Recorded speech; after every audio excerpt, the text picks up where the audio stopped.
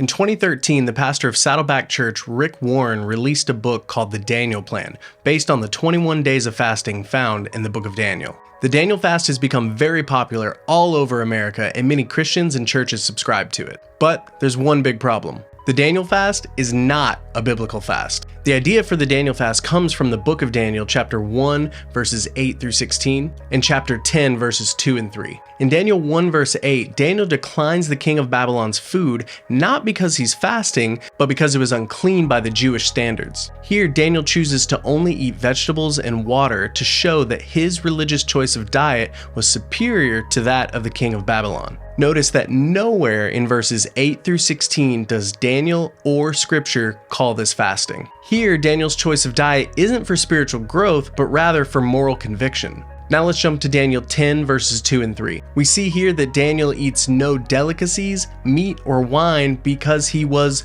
mourning. Once again, no mention of fasting here from Daniel or scripture, just mourning. What is interesting is that if we go back one chapter to chapter 9, Daniel does mention fasting, but he does so in the traditional way that Jewish people would have understood fasting. No food and or water for a period of time. There is nowhere in the Bible where the word fast is used to indicate anything other than abstaining from food and or water completely. So you may be thinking, then why do so many Christians think the Daniel fast is actually fasting? And that's a great question, and I can only guess to a few answers. One possibility is that Western Christianity found a dietary trend that was marketable to the masses, and they began peddling it as a spiritual exercise in order to write books and sell programs. Another likely possibility is that Western Christianity is highly based around being comfortable. A version of Christianity that's accessible to the masses because we've set the bar much lower than the biblical standard.